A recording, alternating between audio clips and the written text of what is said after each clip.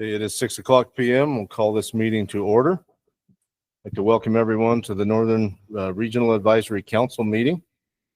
This meeting is being held in person at the Weber County Commission chambers, as well as being streamed live on YouTube. This public forum allows you to express your opinions and ideas on wildlife management in our state. This RAC considers your feedback on the proposals before us today and reports them to the Wildlife Board. The Wildlife Board, not the RAC, is charged with setting wildlife policy for our state. Wildlife management is complex and sometimes it's emotionally charged.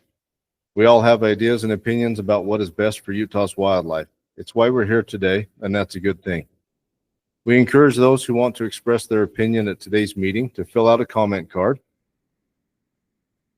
We expect those in attendance to respect the people who speak, especially those who hold views that don't align with their own.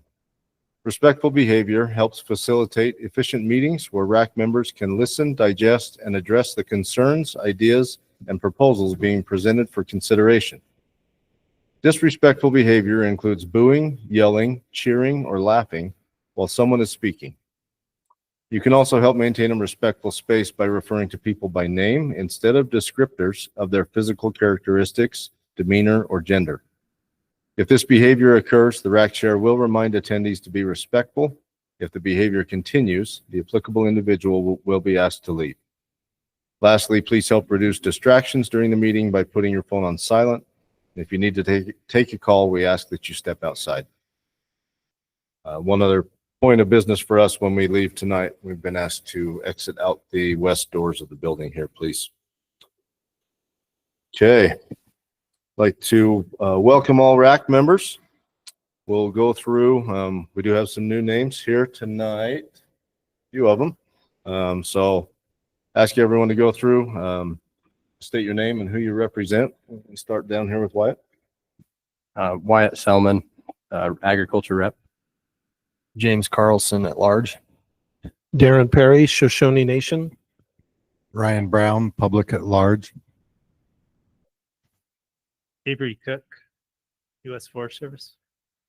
Steve Sorensen, big game sportsman. Hunter Stallings, agriculture. Ross Worthington, public at large.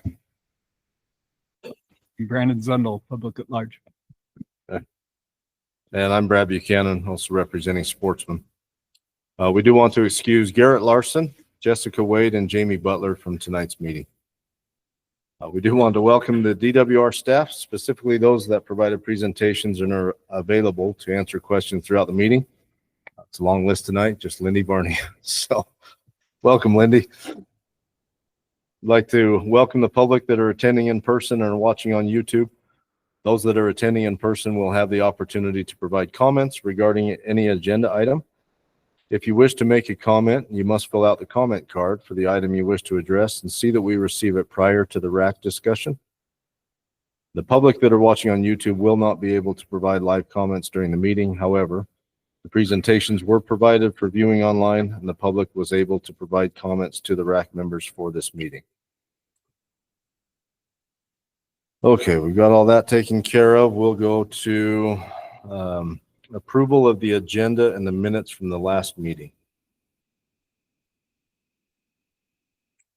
Entertain a motion. I'll make a motion to approve the agenda as presented. Second. Motion by Ross, seconded by James to approve the agenda and meeting minutes from the last meeting. Well, let's go for a vote. Ryan? Yes. James? Yes. Avery? Yes. Rob? Yes. Darren? Yes. Wyatt? Yes. Casey? Yep, Casey's not here. Steve? Yes. Hunter? Yes. Ross? Yes. Brandon? Yes. Motion passes unanimous. Thank you. All right.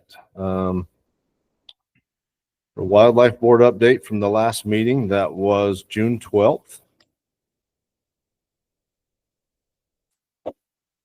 Under the dedicated hunter rule amendments, had a motion to approve the dedicated hunter rule amendments for banking of hours as presented by the division. That passed unanimously.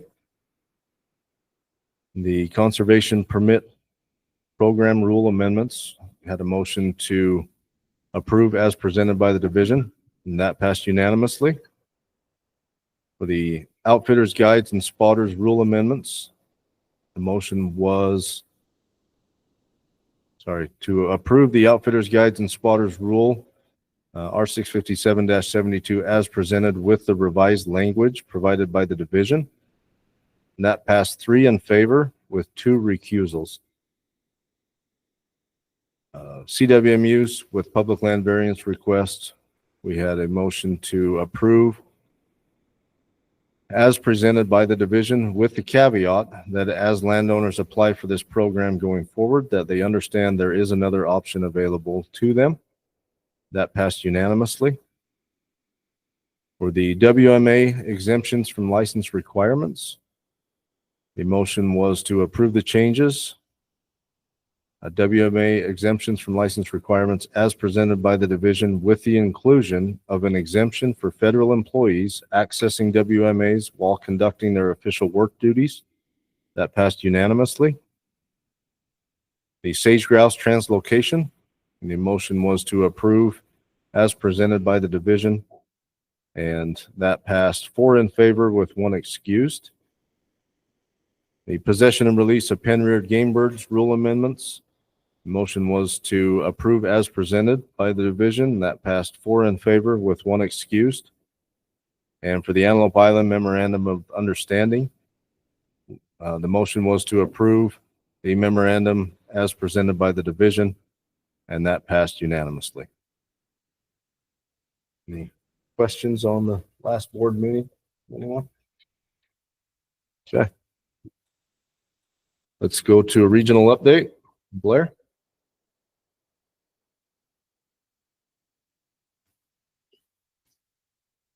All right, thank you, Mr. Chair. So we've got quite a bit of stuff that's been going on since last time we met. So I'll just kind of run through what's happening in each one of our programs in the region. So to start with, we do have some general season buck deer hunting opportunities still. If anybody out there still needs a tag, quite a few hunts are still have tags here in our region. So if you're looking for an archery tag or muzzleloader tag, some of those are still available. So get out there and buy those. Aside from cash, Steve said to hold off buying those because he wants to be out there by himself. But yeah, there's a lot of opportunity. So go out and get a tag if you don't have one. Next slide. In our aquatics program, we've been doing a lot of population surveying this summer. A lot of that's been happening up in the higher elevations for cutthroat trout. We've been on Chalk Creek Echo and the North Fork of the Ogden Rivers.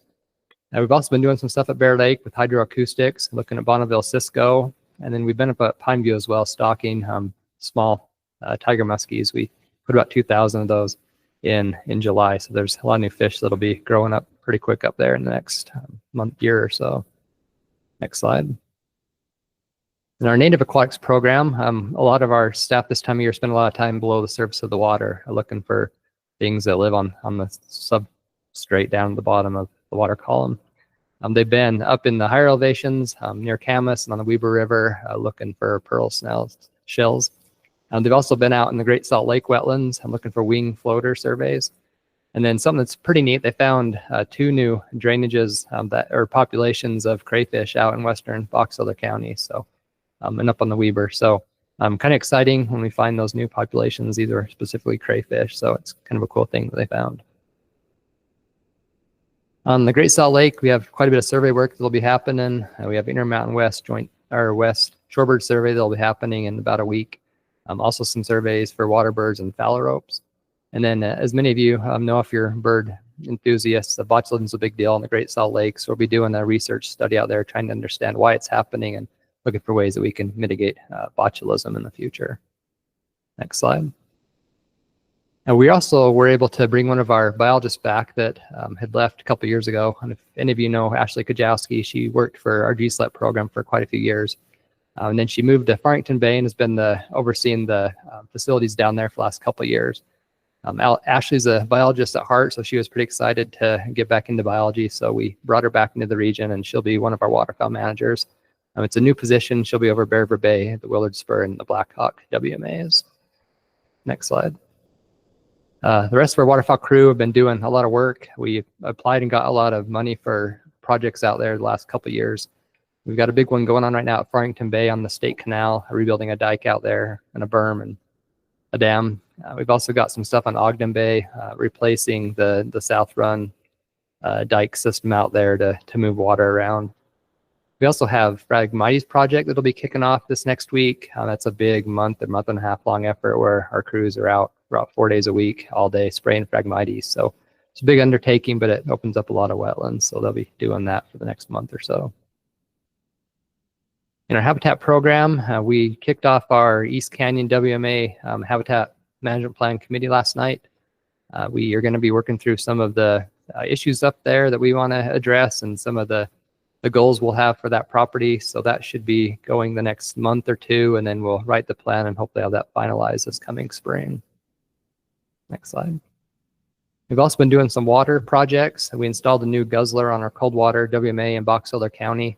We've also been partnering with the Chucker and Wildlife Foundation, doing some guzzler maintenance on a lot of the guzzlers we have out in the West Desert. So those will be filling up and hopefully having some bird use with this dry summer we're having.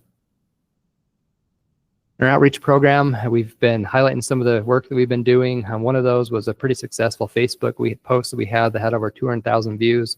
This was on some structures that we put into Pineview Reservoir earlier this year. These big spiky things provide really good habitat for small fish. They can go inside of there and get away from all the big tooth predators in the lake or reservoir. And so it should be a pretty good fishing opportunity if you can find those. A lot of those smaller fish will be hanging around those. Next slide. Now, one of the other posts that we did is we released some bighorn sheep out in Box Elder County in our nursery facilities. It was a pretty good event. We brought in quite a few sheep and we had a good viewing of that on Facebook as well. Next slide. Our law enforcement crew has been helping with a lot of the fires that are going on around the state. You've probably heard about some of these really big fires, and they require a lot of just hands on the ground trying to keep people out of the area and other things like that. So they've been spending a lot of time doing that. This picture down the bottom, we had a pretty cool video that we weren't able to share, but I mean, those trees are 50, 60 feet tall probably, and the flames are 2 times higher than them. So it's pretty intense flames down there, but it should provide some really good wildlife habitat as the plant communities respond after that fire.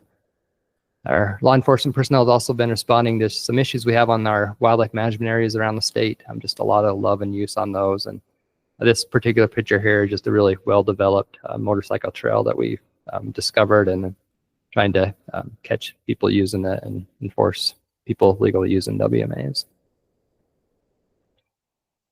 Our wildlife team been busy. They just kicked off their pronghorn elk classification. They'll be doing that the next little while. We've also been trapping some pelicans out on the Great Salt Lake. And we've had a pretty active bear here this year as well with a lot of nuisance bears. Bears are just hungry this year. It's dry out there. There's not a lot of food. So we've had quite a few issues so far in the region with bears. And then, as I mentioned, we've had bighorn sheep that we brought in from Nevada. We did those transplants about a month ago. Brought in 38 additional bighorns. And we have been losing a few to blue tongue virus. It's when they cluster around our water sources and midges essentially help pass that on. And it's something we've lost a few at so far. We're trying to find ways to mitigate that, but it's unfortunate we lose a few, but it is something that's fairly common with sheep this time of year. Lastly, just wanted to put a plug in for our Northern Region Mule Deer meeting. You may have heard about these. We're going to be doing open house style meetings around the state where the public can come and just share their views and opinions on mule deer. It's part of a bigger initiative that our new director, Riley Peck, really wanted to kick off. We just want to get feedback from the public, want to get the public involved and engaged in the process. And this is the first of multiple meetings we'll be having around the state. So any of you that are interested are welcome to attend. It'll be tomorrow in Willard. Be from 6 to 8. So would love to see you there and love to get some feedback from you about how you feel about mule deer. I also wanted to just remind people that we had 4 outgoing RAC members. We did recognize them in our last meeting, but David Earl, Junior Goring, Randy Hutchinson, and Nikki Waymont moved off of the RAC. So we appreciate all that they've done and their service here with us. And then we also have 4 new people that came on the RAC tonight. So 3 of them are here tonight. Wyatt, Hunter, and Brandon. You've probably seen them. So go up and introduce yourself if you don't know them. And then Garrett is also new on the rack. He's couldn't be with us tonight. I think he's up fishing or doing something fun right now, but he should hopefully be here next time. So we're excited to have all 4 of them with us and look forward to their opinions and insights into wildlife. Lastly, just some opportunities that are out there if anybody's interested. We do have opportunities for elk and pronghorn classification if any of the RAC members want to go do that. We'll also be continuing to trap pelicans for about a month or so. So if you want to get out and try to catch one of those, that opportunity exists as well. That's all I have. Any questions, be happy to take them. Any questions for Blair after that update? All right. Thank you, Blair. Another matter of business that I failed to mention, and of course, we need to recognize our Wildlife Board member in attendance, Mr. Justin Oliver. Welcome him. Nice to have you back in this room. And Kent Johnson is also joined us online, so I'd like to welcome him as well. Okay, we are on to agenda item number 5, recommended changes to R657-42 and R657-57. Lindy. The good news is you don't really have to sit down and stand back up all night. You can just stand there. So. Hang out with you guys all night right here. Okay, so how do you want this to, do you want me to give you a brief overview or do you just want to go right into questions? Your guys'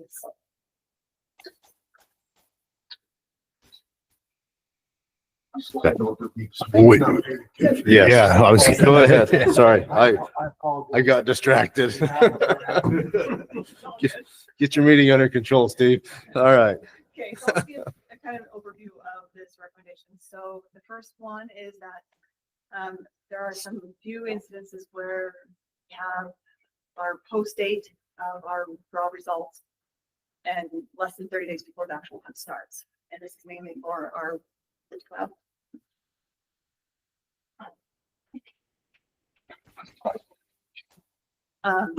mainly for our bear hunts for that spring and multi-season that this comes into place. The current rule does allow them to surrender and get their points -1 for the current year, but the rule does not allow them to qualify for the refund -$25. Like if they did have that 30-day grace period. We're just asking to align those 2 rules together so they can qualify for both, just like every other hunter that surrenders one.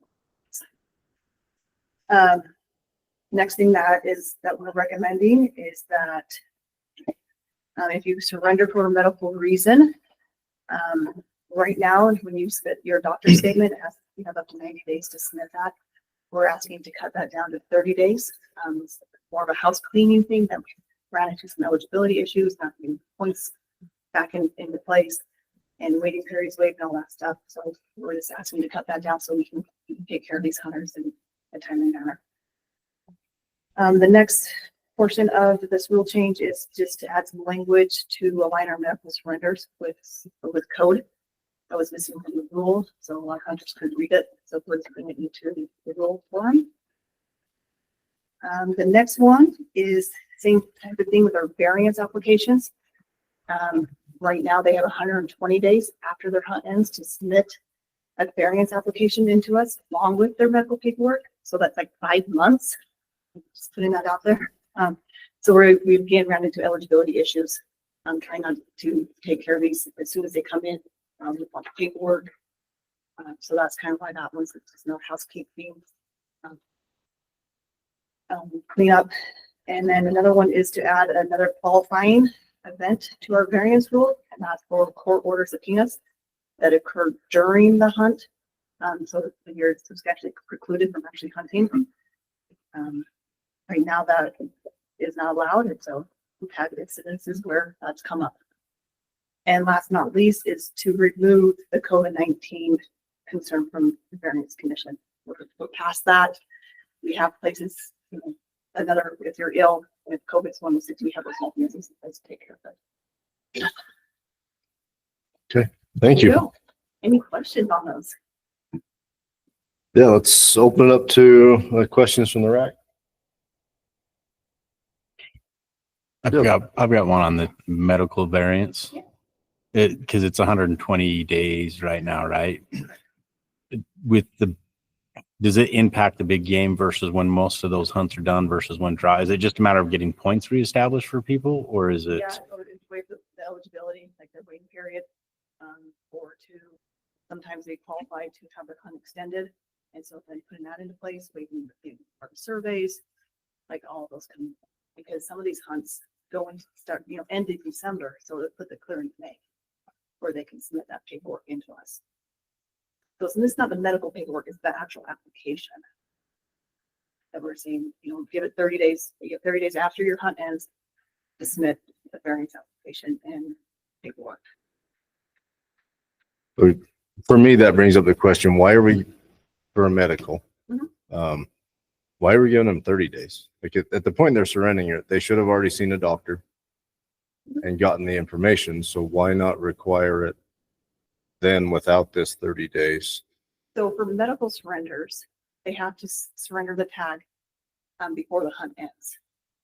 And so sometimes they're like the family member brings us the tag and say, here, it's surrendered, so they can qualify. They're still in the hospital or their doctor hasn't submitted it yet, because sometimes it does take a while to get that statement from the physician's office. Sometimes they just take a week or two. So we've seen those are like, it happens on the hunt. And so they get like lighted off the mountain. So we're kind of, wanting the grace period for all those kind of scenarios. So then we're not coming to you guys again saying, a week is not enough, and, turned away a lot of people because they were unable to. I think you stated this last night. What percentage of this surrenders are for medical reasons? So last year, it's around, like over the last couple of years, it's around 20% of our surrendered permits. And, overall surrendered is about 7 to 8% of our overall. This is for big game. Not 20% of all the surrendered permits. Yeah. Okay. What are the numbers on the variance? Because the variance is if it happens like they've hunted one day or right before the hunt, correct? It ranges from each year, somewhere from 25 variances. Some years we've done 50. So depends. But it's not, I've never been over 50 in the last 5 years.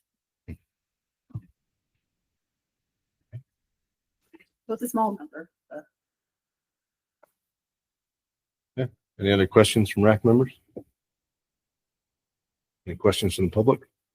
I was told it was last year it was 17% of our permits were certain. For medical? Yeah. Okay. Thank you. Okay, let's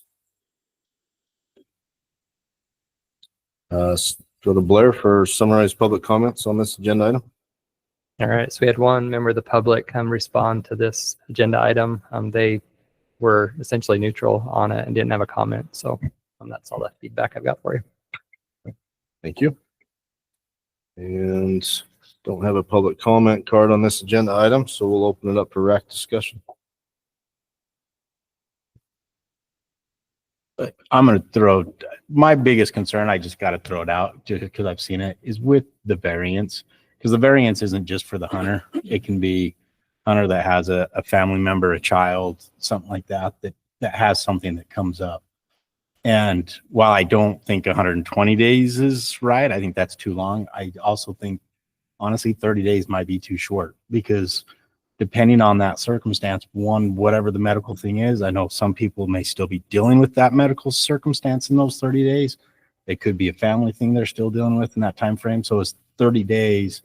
If it's a serious medical issue, is their mind frame even there to worry about a tag, right? And so I agree that there needs to be a shortening of that time frame, but I'd hate to see somebody lose out on an opportunity because a variance is truly like an emergency and unexpected foreseen. I had a friend that happened to actually last year, the day of his hunt, he ended up in the hospital.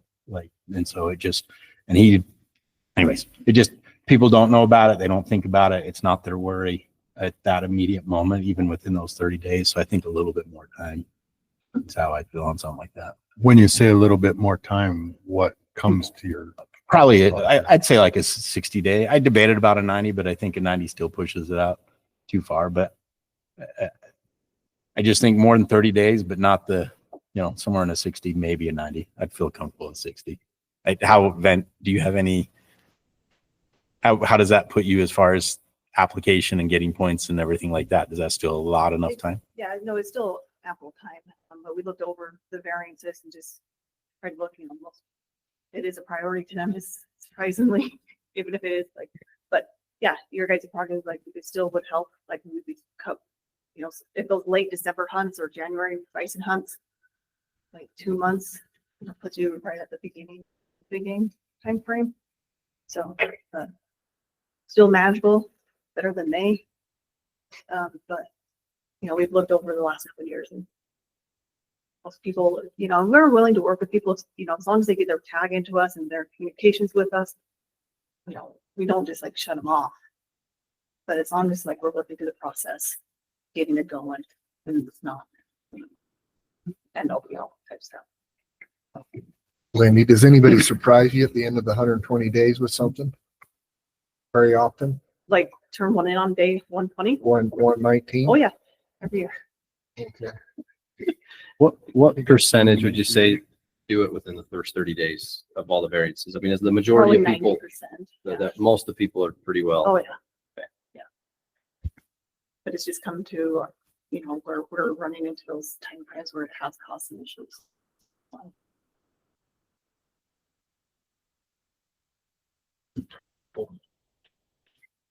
Frankly, it doesn't seem like there's a lot of reason from the division standpoint or what's happening to not elongate that a little bit. I like the 60-day recommendation, candidly.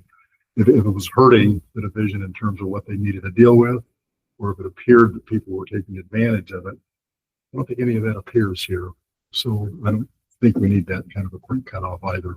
I concur.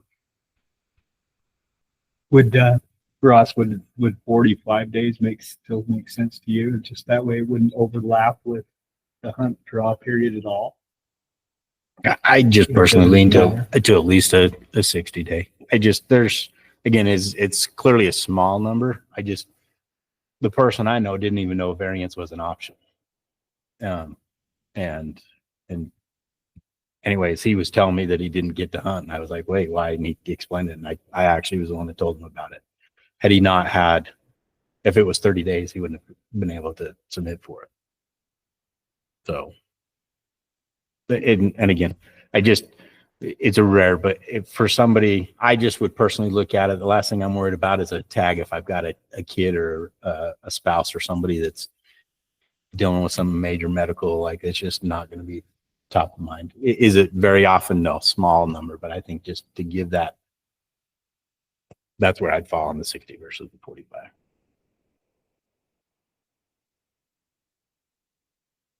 Any other RAC discussion? Okay, I'll entertain a motion. I'll make a motion to accept the recommendations with the change to extend the time frame for a variance to be 60 days instead of 30 days. I'd like to second that. Okay. Got a motion from Ross, seconded by Rob, to accept as presented, except for change the time frame on the variance to 60 days rather than 30 days as presented, right? Yep. Okay. Any discussion on the motion? Okay. Call for a vote. Ryan? Yes. James? Yes. Avery? Yes. Rob? Yes. Darren? Yes. Wyatt? Yes. Steve? Yes. Hunter? Yes. Ross? Yes. Brandon? Yes. Motion passes unanimous. Thank you. Okay. Agenda item number 6. Recommended changes to sportsman's draw and group applications. I'm paying attention this time. Go ahead. Okay, so this one, with our sportsman's draw, if you're one of those lucky applicants that actually draw for one of these permits, our current rule does not allow those individuals to purchase a point that they're ineligible for. So for example, if you drew up for the bison permit Right now, the rule does not allow you to apply for another once lifetime species in the big game application. The rule does allow you to purchase, if you were to draw out for a limited entry deer, you could go purchase a limited entry elk point. Just not the deer, because you can't have two deer applications, two deer in the same year, so the system stops that. So what we're recommending is to allow those individuals, like remind you, it's 11 people, and over the last decade, we've had one person that's actually has an issue with, maybe 2 people, but this eligibility issue. But it's to allow them to purchase the point, not to apply for the species, but just a point for the species that they were in. So they can now purchase that moose point or that goat point if they drew the bison, and if they deer, and they drew the deer tag in the sports and straw, they can still accumulate their next year point for deer. Because if not, it goes out to 5 years with the application. They need to get that point. So that is that recommendation. Another recommendation about the sportsmen, and this does include the conservation permit as well. It's the statewide permit. They have set dates in rule. They can start like either on August 1st or September 1st for that species. Every several years, every 7 years, that hunt starts on a Sunday. In Utah, we don't start hunts on Sundays. So we always have to alter that date. So we just wanted to put in a rule that if it's August 1st, it goes to August 2nd. And the reason for that is we don't like to start hunting before August, so like July 31st. And then if it's the September 1st date, we would push it to August 31st. There's that recommendation. And then for turkey, sorry, let's forget this little bird. The April 1st is their start date. We would push it back to March 31st. And then just to clarify, in the sportsman's rule that you can only draw out for one sportsman's permit. That's how it's set up. We just wanted to clarify it, just in housekeeping, just make sure it's black and white and cool. And then the last recommendation with these ones is to allow group applications for our management buck deer hunt. When this hunt was put into place a decade ago, we were doing low numbers. We were also doing youth and senior allocations. And so doing a group application would have prohibited them or not allowed them to draw out because we didn't have enough permits for those group apps. So we just didn't allow it. But now we feel comfortable that we have enough permits to allow group applications. So we'd like to remove that from rules. And that's it. Simple. More housekeeping stuff. Thank you. Start with any questions from the RAC. On the bonus point thing, would we be able to only allow them to put in for a bonus point on once in a lifetime species and not limited entry? Yeah, but like I guess. Well, if I draw a sportsman deer tag, is my deer point really going to be that important to me at that point? Maybe if it's Antelope Island, it's the only unit I can't hunt with that sportsman's tag. I mean, it seems weird to me that anybody would complain after drawing a sportsman's tag anyway, but I do see a point with the once in a lifetime. If I draw a bison tag, I may want to put in for bighorn sheep or moose or something else, and I wouldn't be able to. Yeah, no, we could, yeah, whatever you guys, we can allow that. Just coding. But some people have been applying for 20 years and waiting for that Fillmore, the hen race tag. And yes, they did draw out for, the statewide deer tag, but they've been paying, applying for 20 years. So taking that away from them. Like, yeah, thank you guys, but it'd be hard to explain why when they still want to have deer or elk, especially when it's hard to humans. Can you give us a little background of why this came to light and it's on the table? Yeah, we had a hunter that drew out for a sportsman's permit. And he wasn't eligible to apply for once in a lifetime for the next year's big game applications. He had a lifetime tag. So he went, sent us a letter to the board members and they asked us to look at it and bring it forward. Maybe this is already taken care of, but for limited entry, like for the, maybe the 200 permits at the expo, is it the same type of thing to where they can, if you Yes. draw a $5 tag, They can still accumulate their point plus. they can still purchase a point? Okay. So yeah, that brings up a valid point, just trying to keep everyone on the same plane. Field, keep them all equal. That's why we felt comfortable when the board asked us to review it. I wouldn't want to miss out on a year of applying. This affected my neighbor. He drew the bison sportsman's tag. He couldn't apply for moose, and he's in my point group. And at his age, he's never guaranteed to draw a moose now because he couldn't apply for moose. Any other questions from the RAC? I've got one more. How is the draw order determined? Is that just one day we decided we're going to draw limited entry deer first, then I'll come down the line, or? Yeah, back when it started in 1993, they sat and, looked at all the data to see what would be best for our applicants. So they decided to do limited entry first because that would actually remove more people from the once in a lifetime pool. Most people think do better the opposite, but we could remove 5,000 people from the once in a lifetime pool because that's how many, limited entry tags we usually have. So actually it's better your odds limited entry than once in a lifetime. Because if you did opposite, because I looked at it, because I was the exact same way, why are we doing this? Because everyone wants that once in a lifetime. We did the other way around. We'd only be eliminating a couple 500 people from the limited entry pool. And so Using that logic, why aren't we doing turkey and bear first? what do we do? Why On don't the we do? sportsman's, Oh, on the sportsman's draw, I would want you to do turkey and bear first and then go to the limited entry personally. I can get those people out of my way. You don't. It's a lottery. Yeah. Any odds is better. It's not a lottery.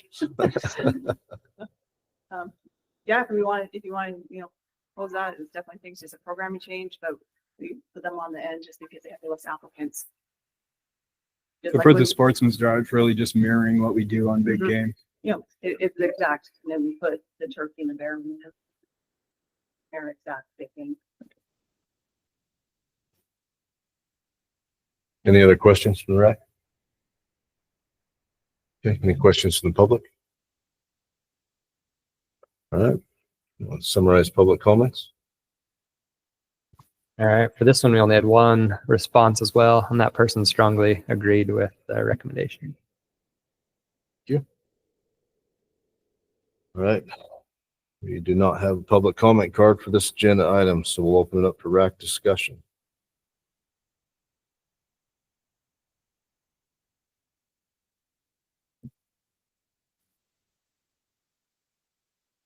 If I had any concerns, they've been taken care of based on the discussion and questions we've had so far. I wasn't even aware you could put in for that species if you join an expo tag. I've never been lucky enough to draw that either. So that changes a lot in my mind. Okay. Oh, sorry. Comment cards are on the table right there in the back. Uh-huh. Is it for this agenda item or for the next one?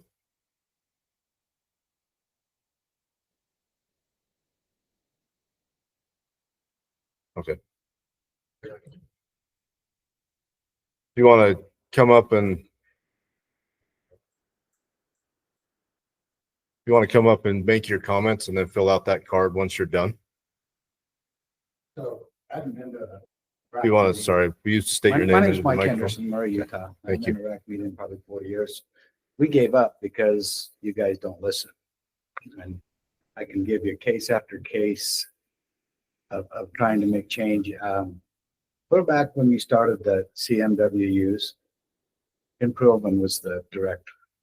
And the flyer they gave us, if the landowner got 80% of the buck or bull tags, the public was supposed to get 80% of the female tags. 90-10, 50-50. It first came out, they were almost all 90-10, and some were 80-20. They've all gone to 90-10. It was just criminal. It was just criminal. You presented something to sell us on it and went the opposite way. You guys have, you put 3-point or better areas in where the deer definitely increased, and then you took it away and now it got wiped out, and then you wonder why there's no deer. That you put on a Twilla unit out there, you put 3-day hunts on, you took it off, they got wiped out. We've told you, but with the 80-20 split, that was my buddy's comment. He's worried that they'll just change it, and even though it was proposed one way, and that's what happened. You guys have got to decide, either manage for money or manage for wildlife. When you're doing this juggling, trying to do both, you're not winning. You could simply solve the deer herd population, cut the deer tags in half, and double the price. Yeah, it'll hurt for a while, but as the deer hunting gets better, people will be willing to pay more. And what do we do as law-abiding citizens to try to get things better? I got the survey, was 2002. Does anybody remember the 80-page survey that they sent out? And my buddies and I went to dinner, and it was clearly obvious that you guys wanted to keep hunting every year versus every 3 years for a bigger buck by the drawings proposed. You know, your decisions are made so far in advance that there's no reason for us to be here. And the reason I came, KSL posted the thing, you guys were looking for public input. You only do that because it's the law, and you have to. Nobody had ever listened. Clear back, was it Kunzler? I think he was a landowner back then. He wasn't listening to anything. You know, what do we do? What do we do as citizens to get you people to respond to what people want? Can I ask you a couple questions? Sure. If you cut the deer tags in half and double them, how many does and fawns would that grow? It wouldn't grow your deer herd. It'd grow your buck herd. But you have Bucks. more bucks to breed, so you have more. Our does are getting bred. All the studies I've done. I started hunting box elder a couple years ago. So I'm going to stop you for just a second. You got 3 minutes in the public comment period. I'm going to give you another 30 seconds to finish your comments related to anything here for tonight. The agenda item before us right now is on changes to the sportsman's draw rule amendments, and that's what's presented before us on the agenda. Okay. So I'll give you another 30 seconds because We've shown I didn't that give you that. 3-point or better or more works. There's things that have worked and you've walked away from. And I would just like to feel like if I'm going to come to these, I'm going to have a voice that's going to be listened to. What could you guys do to improve that for us? That's my comment. Thank you. Mike, is your name? Yeah, thank you. Okay. I'm going to make just, I'm sounds like your comments are more directed toward what tomorrow's meeting is for with the mule deer comments and management of deer herds versus what we're going through tonight, which is there's specific recommendations as far as on tonight's all around, application processing and tagging and everything like that. So I'd hope that you'll show up tomorrow in Willard or at one of the other meetings and share your concerns. I appreciate you taking the time to be here, but anyways, I can understand your frustrations. And I think if you start coming and regularly attend these, I think you'll maybe feel differently. Where you're saying decisions are made is, I think there's a little bit of the process. We don't get to make decisions. All we do is we make recommendations as a regional advisory.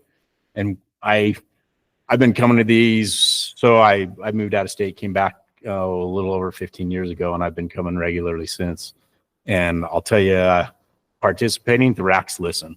Now, the board gets to ultimately make the decision, and all of us can sit here and say at times they've made decisions that we agree with and that we disagree with.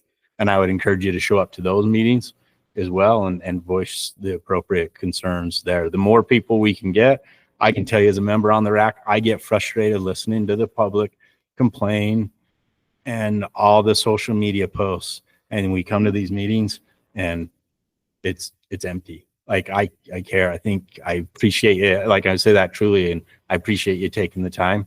I'd be happy to talk with you after, and we can talk like some of the meetings and some of the processes. You said you haven't been in a while and it's new. I think understanding it's a little bit of a learning curve. I learned myself when you start coming to these things and kind of how they work.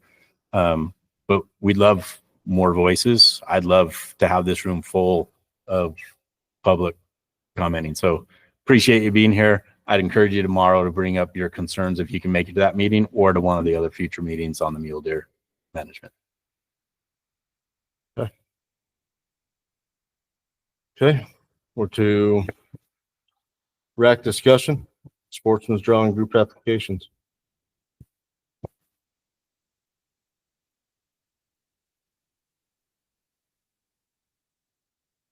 All right, entertain a motion. I'll make motion to approve it as presented.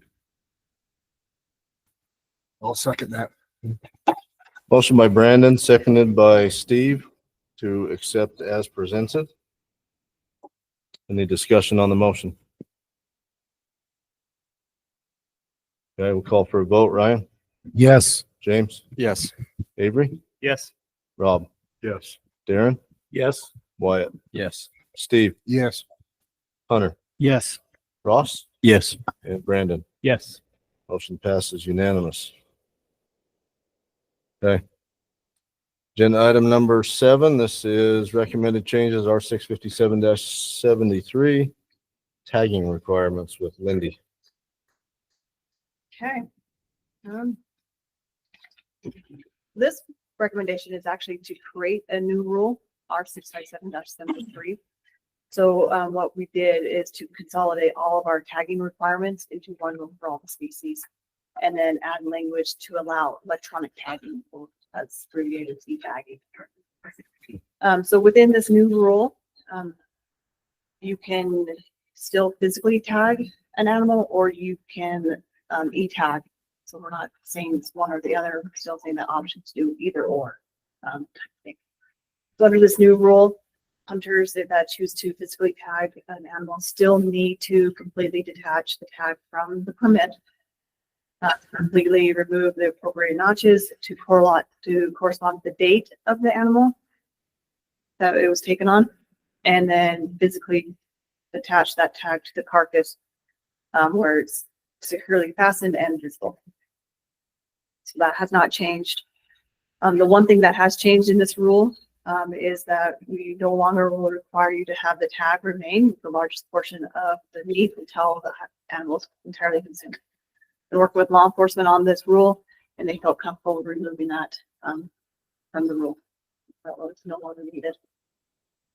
And then adding language to allow e-tagging. So if you decide to do electronic tagging, under this new rule, you must electronically notch the digital permit that would be on your hunt, the Utah Hunt Fish app. And that would correlate to the date the animal was taken, and then also provide the information that's required in the app. So they'll ask you all the questions about how many days you harvested, location, photos. It's your harvest survey, your mandatory harvest survey. Once you hit yes, I am e-tagging, then you can follow the next blank questions. And then once you do that, it will populate what we call a harvest code. And in the rule, you must keep that electronic harvest code in your possession while you're in the field and removing it and all that. That harvest code, you can write it down on a piece of paper, you can take a screenshot of it, or it'll actually still be in the app under the tab on that permit that you can locate and use that as well. You just got to keep that on you. That's like keeping the physical tag attached to the animal, but now it's attached to you. And still, this is not changed. I just want to reiterate that with hunting, you still may not remove more than one notch when indicating the date. Tag more than one carcass using the same physical or electronic permit. Like this was already in the old current rules, so just want to put that out there. Like it's still not allowed. It's still not allowed to hunt or pursue the species after shooting and retrieving the animal that you were hunting, detaching the tag from the permit, notching the tag either physically or electronically. Okay, thank you. Start with any questions from the RAC. And your presentation, Lindy, you said that there'd be 4 pictures taken of the deer. I've had a lot of guys voicing concern over that. That and the location. Is it going to take a location of the kill site? Where you E-tag, yes. Yeah, that's a problem. And like I said, they don't have to E-tag. They can still physically Yeah. tag. So if that is an issue for that particular hunter, they can still physically use a physical tag. Can you explain some of the rationale behind taking the 4 photos? Because like we don't have to take photos for physical tagging. I've e-tagged in other states and have to take photos. Yeah. So the reason why our wildlife section wanted to require this is because when submitting, it just gives them more data. They say they can see the antlers, they can get some information, they can base off size, actually get the true antler points. Sometimes that's fabricated on harvest surveys when they put it in, either for worse or for better. And they said that they can get more data that people are always asking for. They were excited for that feature, and it's also to be used for law enforcement. So when law enforcement checks your tag, when you tag it, they can look at the photos and make sure it's the same animal that you tagged with, because they can view those photos. What were the 4 photos? Front, back, side, and one of each side. Maybe I missed it. So if those who choose to use the E-tag, will it automatically replace their harvest survey? Or are they still going to have to do the harvest No, survey? that is the harvest Okay. survey. Yeah, that's the exciting part about e-tagging, is that we'll have that data right then and there. Once they submit it, we have it. The biologists can start looking at it, researching, doing having the tools, and they, not 30 days after the hunt ends, because people do procrastinate and they do wait till after their hunt ends, even though they harvested on the first day of the hunt. So, that's the fun part of it, is that we start feeding that data and start looking at it. And I'd like to take and build off of the concern about if this passed and if someone chose to e-tag and then the location. So that data, is that subject to a grandma search? it is not. So that's one reason why this has taken a little bit to, we've been talking about e-tagging for years. We did work with it, and we did make it non-grabbable, so it is protected data. So no one can have access to it unless a biologist is using it for their job. But no one can grab it. That or the photo, so the location of the photos protected. So is it just biologists that have, or is it all division personnel have Well, access? if they need to access it, yeah. But not everyone would need it, so they could, but it's just, we've asked them to use it for their job purposes. Well, there would be limitation as to who has access then to view tags. I'd assume wildlife officers and biologists and management appropriate, or is it going to be restrictions on, okay, if it's just an office person, they can't access systems to see stuff like that? Yeah, just like all of our files, it's based on rules. Yeah. The photos for antlerless be the same as they would be for antlered? Mhm. Kind of Yes, hard they to, would. Sorry. I'm just trying to imagine what's distinguishable about a cow elk from another in 4 photos. Or a turkey or a bear? At least the turkey has a beard, but And yeah, it's, I've seen some weird features in cows, clubfoot or notched ear or something like that, It doesn't simplify the rules. Yeah.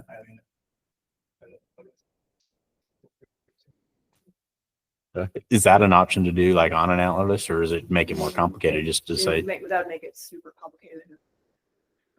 Designed and programmed. Probably would have to rewrite the whole thing. So it won't give you that harvest code the way it's set up. Without the pictures there, it won't give the harvest code, I'm assuming. Also, I guess they said, they just texted me and said, well, I've just changed it. It's 3 photos, front and side and side. Okay. That's what it's altered it to. If you don't have the photos It on won't- there the way it's set up, will it not give that harvest code basically saying it's completed? It will. It was, yeah. So we're hoping that they submit the correct photos. And then if they're not, then they'll get, they can, Technically, you wouldn't have completed your tagging appropriately and could get cited for it. yep. I'm trying to work this through in my mind a little bit. So if I choose to e-tag, I will not get a paper tag to have in my possession. When I apply for my tag, there's some sort of gate Not- right there. Not right now, no. Like this, like I said, right now, we're putting the rule in place. Like, we need to get the rule in place before we can implement it. We can't do any tagging. So people have their physical permits right now, right? And so once this rolls out, if this gets approved, you add it into a rule, and then we'll implement all the fundamentals of the app and get it out. So yes, and then down the road, that's, that's talk, that's where we want to get to, but it's going to take some time. So then it's conceivable that I would next year or somewhere, if I chose to e-tag and then I did not have a paper one in my possession, if I'm someplace in the field where I don't have access to cellular data or something to get that code, I mean. So the app is worked off. You don't have to have service to get that Okay. e-code. You just have to have service to download your permit to the app. Oh, When you're in the field, you don't have to have service to e-tag. You can submit, you push the yes, I'm submitting my e-tag. And it will ask you still all the questions, still give you the harvest code that you're required to have.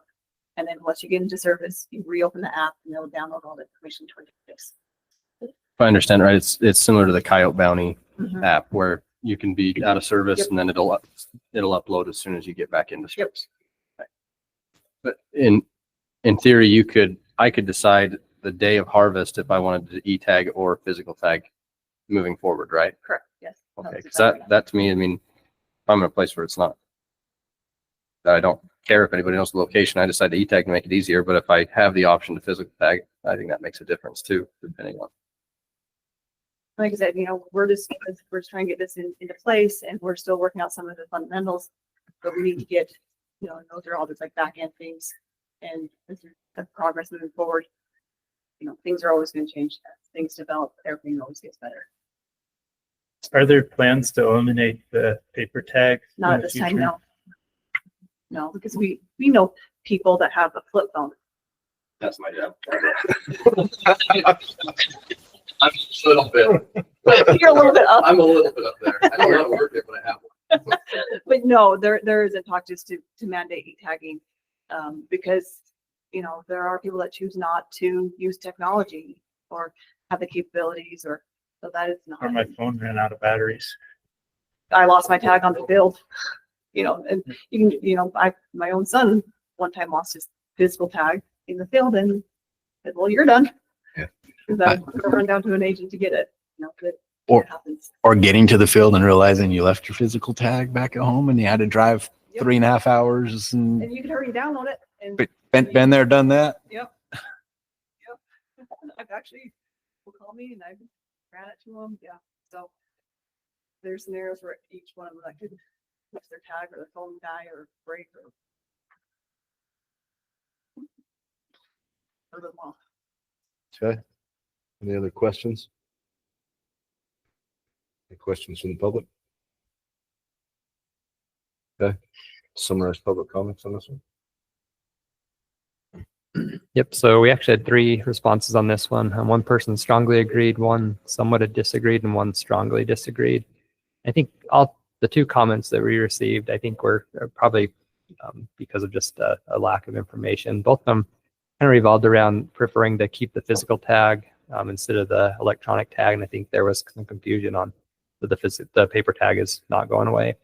And then there were also just some concerns about phones in general, when they can break, lose power, go dead, things like Avery just mentioned. Thank you. All right, we've got 3 public comment cards on this one. Let's start with Adam Dennison, followed by Kent Singleton. Good evening. My name is Adam Dennis, and I'm with the Utah chapter of Backcountry Hunters and Anglers, and just want to speak to e-tags. While a number of us do enjoy the physical notching out the tags, we do realize that there is some value in having an e-tagging option. And so as a chapter, we do support that option. And we did get clarification that, that we think probably merits some public awareness, that even if you do get your harvest code in the field, you do have to open that app once you get back into service for that to be submitted. And so we felt like that probably needs to be made aware to the public, because they could not open the app for some time and find themselves in maybe some potential trouble. But thank you for your time tonight. Thank you. Kent?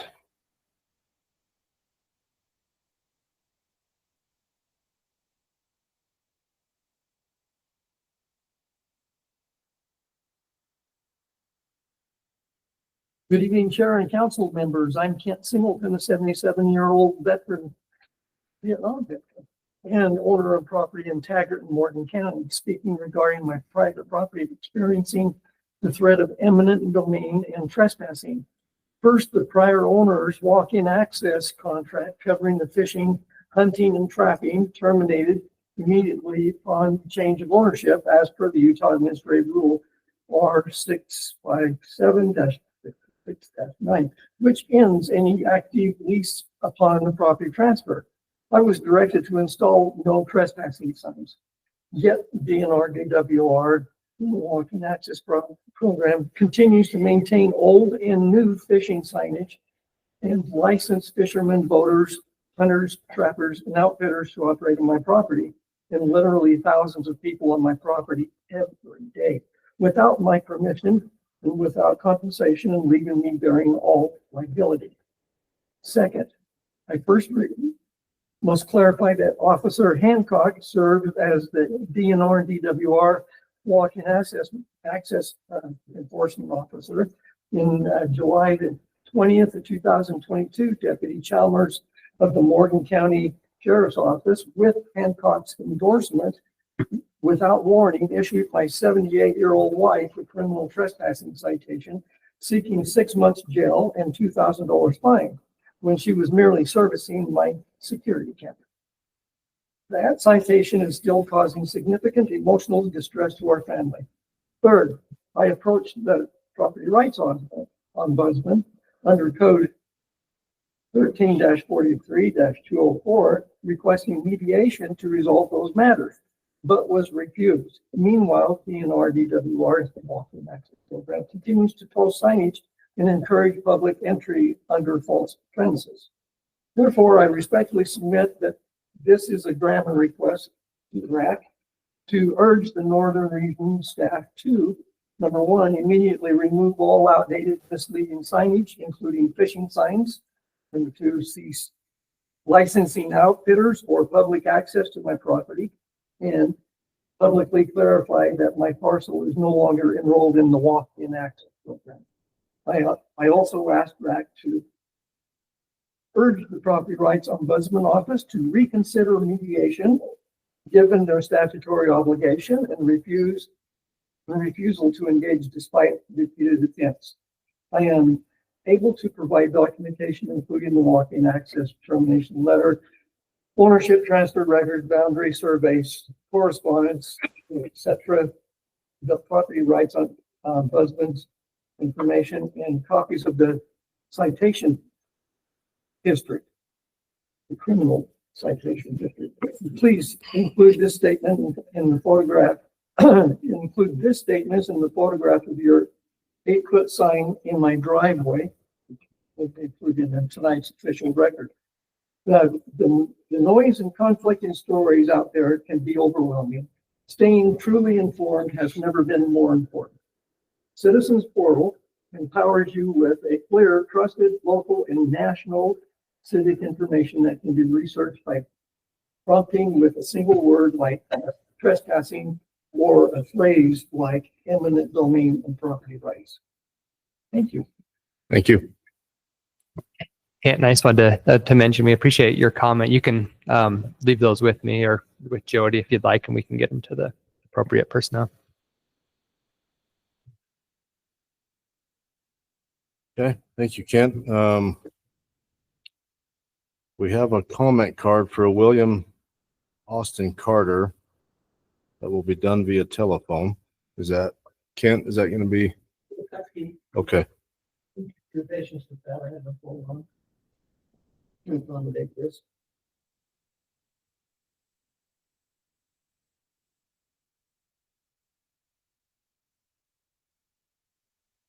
I failed to mention, before we started, it's 3 minutes. So as long as he's aware of that, as soon as we get started with this.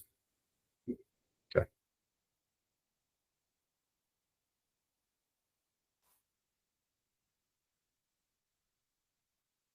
You may need to hold that up closer to the mic, please.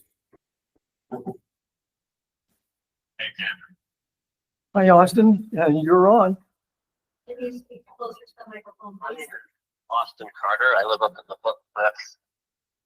Well, 365 days a year nowadays. I've experienced quite a bit. I've noticed. I've seen you guys have a thing about the electronic tag requirements. I personally witnessed there being a big problem with the tags they've already have in place. The physical tags. I can give you an example. I did it over the counter elk hunt in the Foot Cliffs, specifically targeting the area I'm in and my private property. And I've seen a lot of waste and want where the whole entire bull elk, multiple bull elk was shot and they're not harvested. Some of them have their antlers just cut off. They hold them out and tag them with a paper tag. Some of the others are harder to get to. They don't even bother to even take the antlers. I've got lots of documentation and pictures. So I don't know if going through electronic will make that better or worse. It will allow much more situations to occur where people can waste and want to do their poaching activities a lot more. How I wrap that into the over-the-counter elk hunt they did on me. I tried to complain about bison damages and had the DWR actually direct me with an over-the-counter hunt that would take place on my private property. My students, the public out, and I would get no assistance with trespassers. And that's exactly what has happened. So my private property's been turned into a state commodity. It has pipe beef on it. I've had 12 cows killed. I can't get any compensation. I can't get any help. I've tried to email. I've actually been to the Capitol and spoken in front of legislators and senators. I've dealt with the director of the DNR specifically. I've dealt with Joe Barry and DNR. And you just keep getting attacked on these issues. So I have a feeling that the corrections that need to be made aren't by figuring out an easier way to get the tag to the citizens and start enforcing the rules and laws that are already on the book. We can't do that. Then it's going to have a lot more poaching and waste and want situations that happen. Come look at 1025 North Hastings Road, Green River, Utah. If anybody wants to see how DNR and DWR respect wildlife and landowners. I've documented helicopters doing extensive damage in these canyons. They land, they'll steal your antler piles, they'll steal your stuff. Can't get anything done about it. They're stampeding the bison herds through our fences and into our cows. Go down the canyon, there's dead bighorn sheep laying at the bottom of the ledges. And people seem to be very special people in these helicopters that DNR doesn't want to respond to or address. Looks like my 3 minutes is already up. I appreciate you for your time, and I hope we can get somebody or some kind of group together that straighten things out. Apparently, DNR and DWR does not want to. Thank you for your time. Thank you, William. Thank you. Okay, that was all the public comment cards we had for the agenda item. We'll open it up for RAC discussion.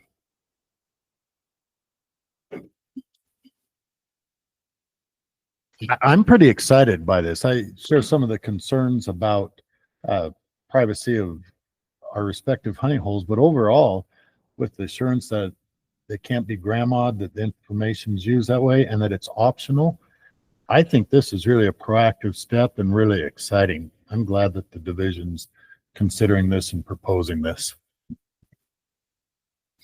Yeah, I think I'm pretty excited about e-tagging. Like I said, I've done some other states and thought it was awesome to use. I am still a little concerned about the photos. I think that I'm too fat to have any good honey holes that I can drop location for. So, I mean, everybody hunts where I hunt. So, but as far as the photos go, I think I think it's tough for a few people to get their minds around. I mean, a lot of private individuals, there are cases people get prosecuted for, or, at least, taken to court over photos they put on social media and things. And sometimes those come to fruition, sometimes they don't, but I don't think people want to get in trouble for things that they didn't intentionally do. I mean, obviously that can still happen. You're still subject to getting, questioned by the DNR while you're out in the field and all that. And whatever you post on social media is your business, but, it becomes everybody else's when you do that. But I just think, having people submit the photos on the app might keep people from wanting to use the app and use the e-tagging. And I do want it to be successful because I think it's awesome, an awesome step. And I just think that there'll be less people using it with that. So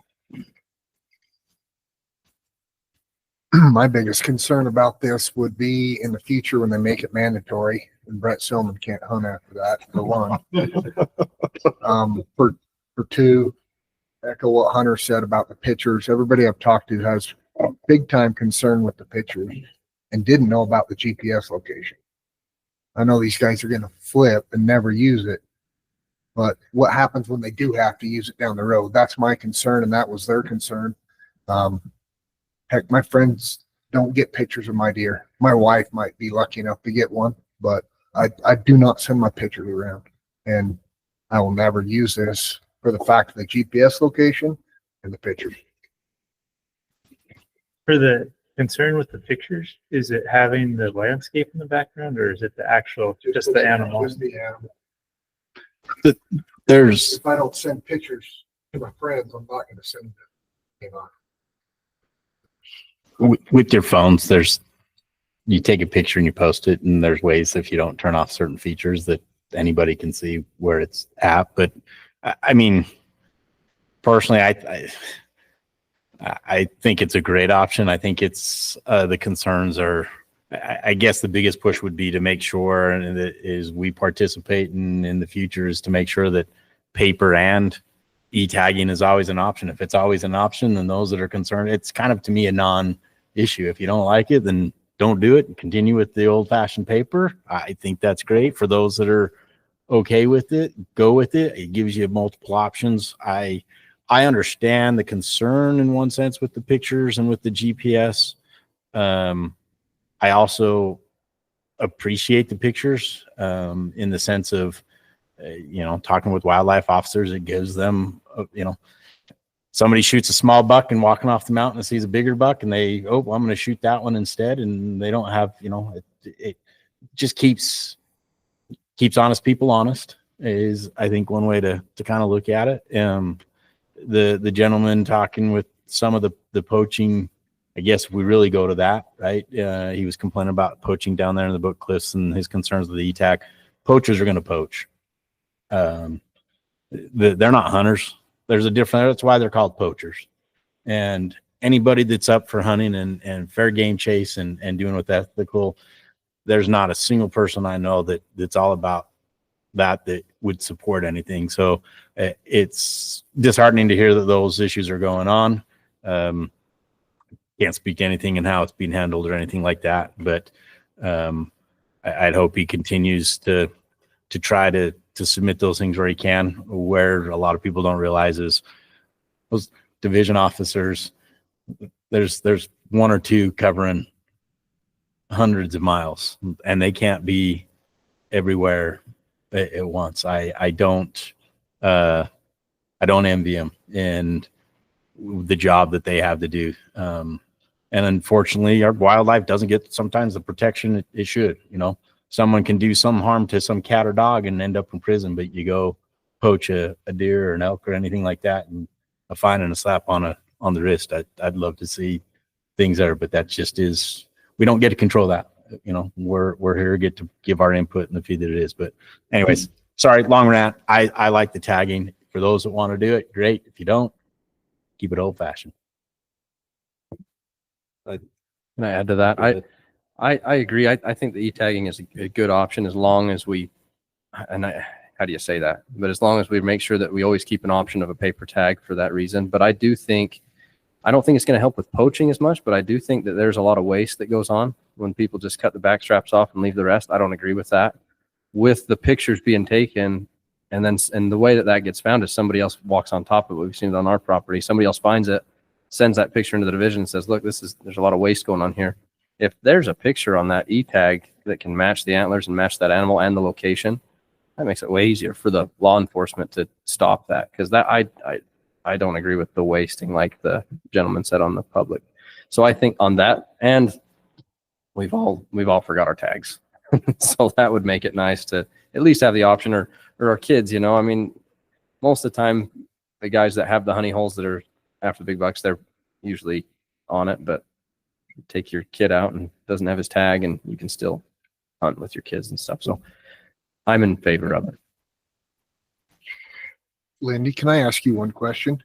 Where does the division see this going in the future? Do they want to completely roll over to it in 15 years, 10 years, 20 years, or? No, there's been no discussion of making it mandatory. Like I said, we've talked about it, but nothing like we want to keep it open to everyone. If we go mandatory, you know, maybe in 50 years when we're all like not at that point, I don't know. But at this moment in time, there's nothing in the foreseeable future. Steve doesn't have 50 years left, so. Once those with the flip phones, you know, Yeah. finally decide to. Yeah. Finally, I'm thinking about going back to one. In 50 years, you might be tagging an animal by looking at it. I don't know. My big thing is that we keep it both. I love the idea of e-tagging. I think, I'm going to use it. Nobody cares about my 2-point, but I just think about, you know, I'm committed to the e-tag, and then I drop my phone and break it or something, and then I don't have a tag. I want both on me. I want that paper tag in my wallet, and I want my phone on me, and then which one I decide to use is up to me. Maybe I want to do both, because as long as it's the same animal, it doesn't matter. But I like giving people the option, and I don't want to ever see a day, at least in the foreseeable future, where we take one of those options away from somebody. If somebody's concerned about tagging the location and taking pictures, fine, use your paper tag. If somebody is just old fashioned, if somebody's, you know, doesn't want anything to do with the paper tag, I mean, maybe we ask to save money. Maybe we ask if they want a paper tag sent to them, and so they have to actually request it to get one. That would make sense, but I don't see taking it away from them ever. I don't know that we need language in the rule that says that, but I'd hate to see the day where we took away the paper tag option. One other question. Is there on the app itself, right? If you're not in cell coverage and you come back in, you're supposed to go back in. Does it allow you to set up notifications for like that reminder? Okay, I filled out my tag. When I come back into service, I get a pop-up notification of, hey, you need to, sounds really easy, but if the IT guys can set up some type of, if you want to allow notifications for when you complete that, to get that reminder to make sure it gets done. But I'm not an IT tech guy, so I don't know how easy or hard that is. So. So I think that's, I like the concept of e-tags. I agree with you. My main concern is with the location and with the pictures, and I'm not an app developer, so I don't know what capabilities there are. If there's some way to just have the pictures tied to just your app for law enforcement to look at on your phone when you see it, but it doesn't have to go into a database for everyone to see. I don't know if that's an option or not, but or maybe, I mean, then who knows if this helps or not, but maybe just it's not required to get, you know, you can submit photos if you want. If you don't want to submit photos, you don't have to, but like the option's there, but it's not a, you know, asterisk required. Check a box to opt in or something. I don't know. I think the location's worse than the photos. Yeah. No, I agree. I personally have concern with the location side of it than the photos, just because it's. What's the concern with the location? Just that the public gains access to it somehow? Just biologists. A lot of the biologists up where I'm at, they hunt. Yeah. They're gonna see it. You know, they know the guys that shoot the big bucks, and maybe one of them becomes dishonest using, you know. Sam knows I'd kill him with a slip. We've been following you for a long Yeah. Very no joke. Well, I think there's, and for my chair, I don't necessarily see it as the division personnel purposely using it, but if you're a biologist and year after year, you start seeing pins start to pop up where you think people aren't killing deer and somebody calls you and in a roundabout conversation, something is said, like it very easily can come into unintended consequences. And I don't think that necessarily from something division personnel would purposely do. But once that data is there and begins to build, I think it can start to just the information starts to get out. And for people who have, worked for a long time to have some certain spots that happen to produce for them, you get on some other units that have a ton of private land and you found one little pocket of public that you can access and kill some stuff on, and you start seeing, locations pop up on there over and over again.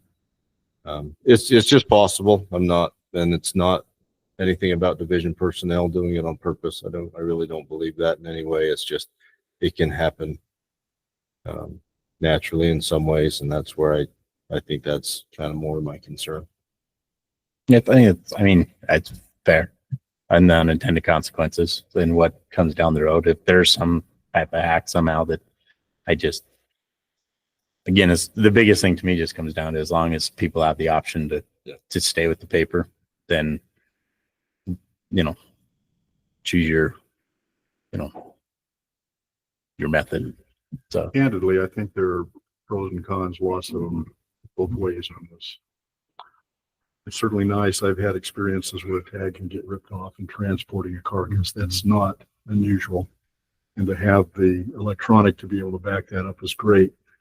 I do worry that somebody may put a paper tag on an animal and then shoot a bigger one and then do the electronic. If people are going to be dishonest, we're going to be dishonest. You can't guard against all of that.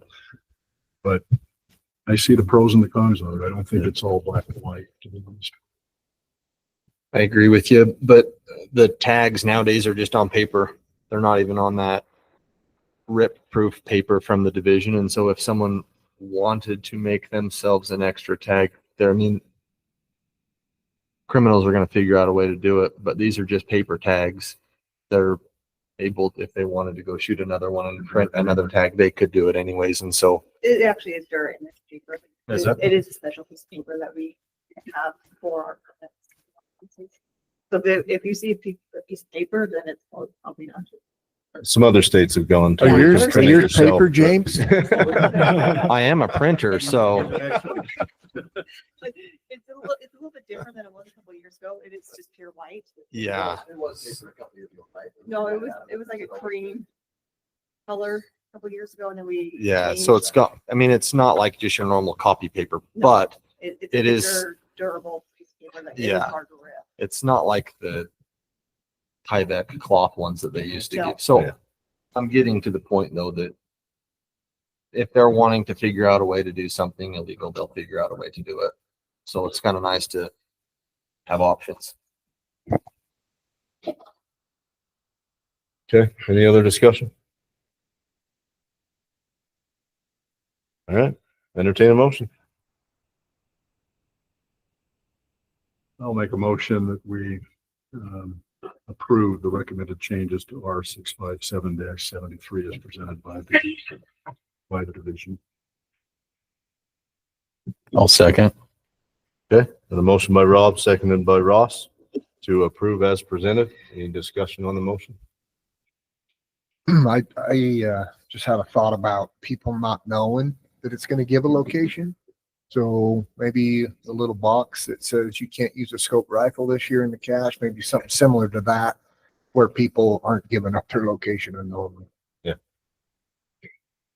One more thing, is there a way in the application, you'd probably have to change the whole app and everything, but I mean, could you add the photos and location when you get back to the truck back into service type of a thing later on? Would that help? Because as long as the pictures are put in, they want the pictures for data for not the area where it was shot, but just for number of points and stuff like that. And location, I don't see why they necessarily need that in a pinpointed area. I mean, I should be able to do it for my driveway as long as I have that harvest number. I mean, if I wanted to, I don't know if that'd be an option or not. Okay. Yeah, that definitely would be a full rewrite of the app. you know, but some of that, why the wildlife biologists are asking for that location is because then, you know, they can see where things are taken. And then, you know, people say, well, this canyon has all the deer, and so there's people are tagging, there's no deer that's taken on that canyon. Like they can use that, and they're always asking, you know, you guys in particular, like the RAC board and the public are asking us for more information about locations, you know, collared animals, trying to get more location, and then we add the harvest locations. It's just adding more to the data that's accessible for our biologists to make better decisions. What year was this planning on starting? Next year, 2020, this fall? Later this fall. If everything goes through and then time to get it up and going, but yeah, there's no exact date, but we're hoping later this fall. Robert, would you be willing to put in something that states that paper tags cannot be eliminated in the future unless it goes through this process? I would have thought that is what would be required. And so, yes, I'd have no objection to it. Yeah, I think if there was that would take a rule change, which would require it, Rule change. right? Would it take a rule change to get rid of paper tags? Oh, yeah. In the future? Okay. Yes, so we would have to go through the public process. Yep, because we right now, want it back here. yep, Yeah. the rule is For the board. allowing you to do either or. And so, yeah, it would go back to the public process. if we put that in place. Are we amending the motion without voting on it then? Okay. Call for a vote. Ryan? No. James? Yes. Avery? Yes. Rob? Yes. Darren? Yes. Wyatt? Yes. Steve? Yes. Hunter? Yes. Ross? Yes. Brandon? Yes. Motion passes 9-1. Want to state your reason for opposition? I just think I missed the conversation that happened there, understanding it all the way. I would have liked the motion to have been stronger, that it would be written into the code or the rule that we're making, that both will be and always an option, just that explicitly. Sounds like it'll always be an option until it goes through this process. Yeah, and I voted no, not understanding that 100%. You'd like to amend your vote? Sure, I'll vote yes. Okay. Motion passes unanimously. That's